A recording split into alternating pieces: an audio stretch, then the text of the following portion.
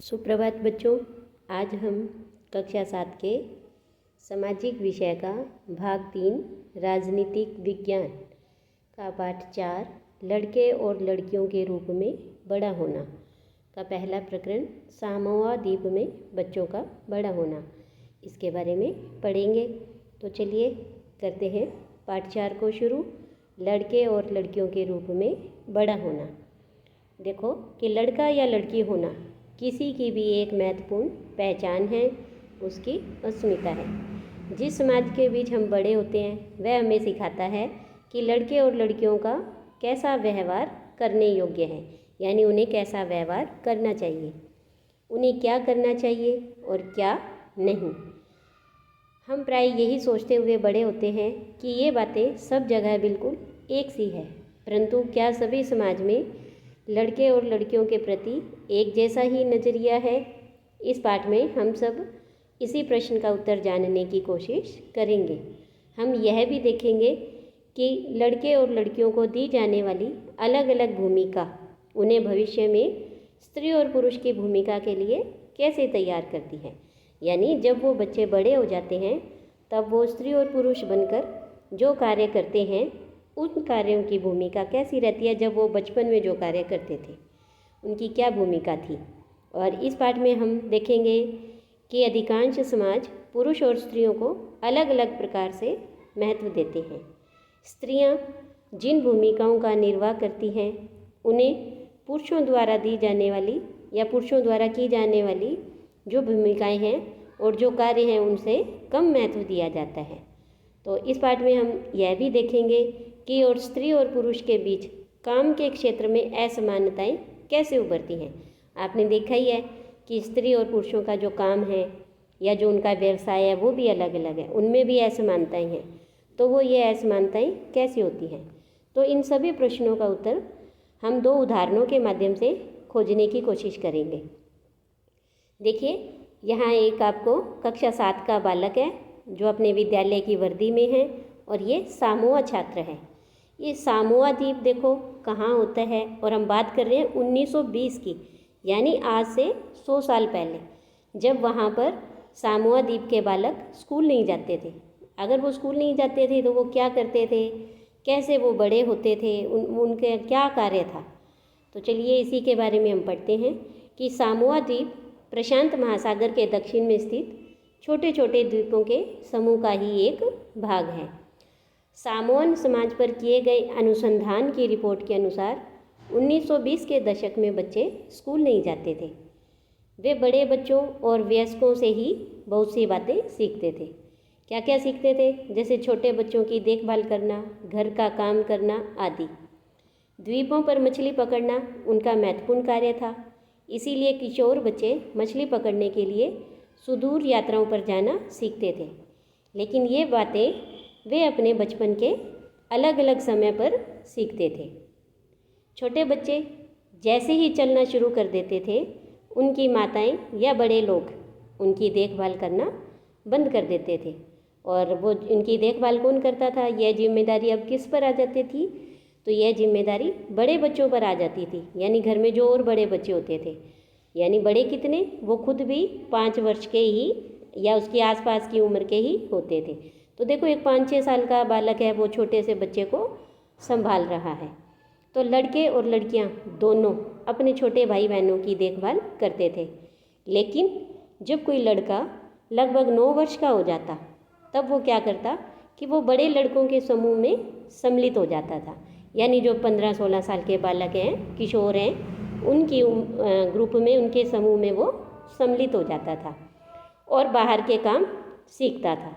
क्या काम, जैसे मछली पकड़ना, नारियल के पेड़ लगाना आदि। लड़कियां जब तक 13-14 साल की नहीं हो जाती थी वो छोटे बच्चों की देखभाल और बड़े लोगों के छोटे मोटे काम करती थी। लेकिन एक बार जब वो 13-14 साल की हो जाती थी तब वे अधिक स्वतंत्र होती थी। लगभग 14 वर्ष की उम्र के बाद वे भी मछली पकड़ने जाती थी, बागानों में काम करती थी और डलिया बुनना सीखती थी।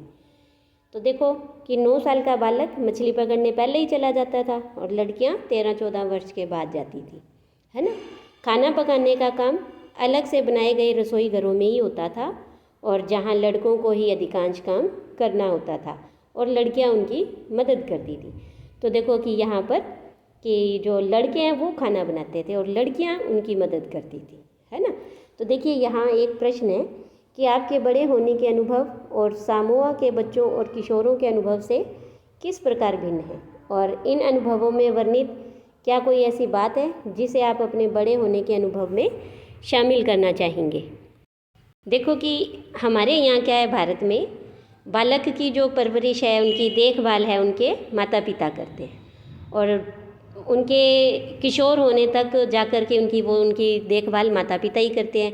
जब वो युवक होते हैं तब ये सिलसिला थोड़ा है वो ख़त्म होता है, रुकता है थोड़ा, है ना। और सामोआ द्वीप में देखो जैसे ही बच्चा चलना शुरू करता था तो उनकी माताएं या बड़े लोग उनकी देखभाल नहीं करते और ये जिम्मेदारी उनके बड़े भाई बहनों पर आ जाती थी, है ना। और सामोआ द्वीप के देखो बच्चे हैं वो मछली पकड़ना, नारियल के पेड़ लगाना, यात्राएं करना, बागानों में काम करना, डलिया बनाना, खाना बनाना, इस तरह के वो काम करते थे। और हमारे भारत में क्या है, अधिकांशतः 20 वर्ष की उम्र के बाद ही काम करने लगते हैं बच्चे। लेकिन कभी कभी क्या है कि मजबूरी में किसी को इससे कम उम्र में भी काम करना पड़ता है ना। तो ये अंतर होता है हमारे यहाँ और उस सामोआ द्वीप में। अब बात हम दूसरा उदाहरण देखते हैं। 1960 के दशक में मध्य प्रदेश में पुरुष के रूप में बड़ा होना, वो तो थी सामोआ द्वीप की बात। अब हम बात कर रहे हैं हमारे भारत की। लेकिन उससे पहले एक यहाँ चित्र देखिए कि कुछ बालिकाएं हैं और वो एक समूह बनाकर साथ में चल रही हैं। तो देखो नीचे एक प्रश्न पूछा है कि लड़कियां स्कूल जाते हुए समूह बनाकर चलना क्यों पसंद करती है ना। आपने भी देखा होगा जब विद्यालय जाते हो तो लड़कियां 4-5 या 7-8 लड़कियां इकट्ठी होकर ग्रुप बनाकर चलती हैं। तो उन्हें ये डर रहता है कि कहीं कोई उन पर हमला ना कर दे, उन्हें कोई छेड़ ना दे, इसीलिए वो समूह में ज़्यादा चलती हैं। तो चलिए देखते हैं मध्य प्रदेश में पुरुष के रूप में बड़ा होना। निम्नलिखित आलेख 1960 में मध्य प्रदेश के एक छोटे शहर में रहने वाले और स्कूल जाने के वर्णन से लिया गया है। कक्षा 6 में आने के बाद लड़के और लड़कियां अलग अलग स्कूलों में जाते थे। आपने भी देखा होगा हमारे यहाँ भी लड़कों के स्कूल अलग हैं, लड़कियों के स्कूल अलग बने होते हैं, है ना। तो लड़कियों के जो स्कूल हैं वो लड़कों के स्कूल से बिल्कुल ही अलग तरीके के बने होते हैं। कैसे कि उनके स्कूल के बीच में एक आंगन होता है जहाँ वे बाहरी दुनिया से बिल्कुल अलग रहकर स्कूल की सुरक्षा में ही खेलती है, यानी वो स्कूल के अंदर ही खेलती हैं। और लड़कों के स्कूल में ऐसा कोई आंगन नहीं होता था, बल्कि उनके खेलने का मैदान बस एक बड़ा सा खुला स्थान जो कि स्कूल से ही लगा हुआ था, यानी स्कूल के बाहर भी वो खेल सकते थे।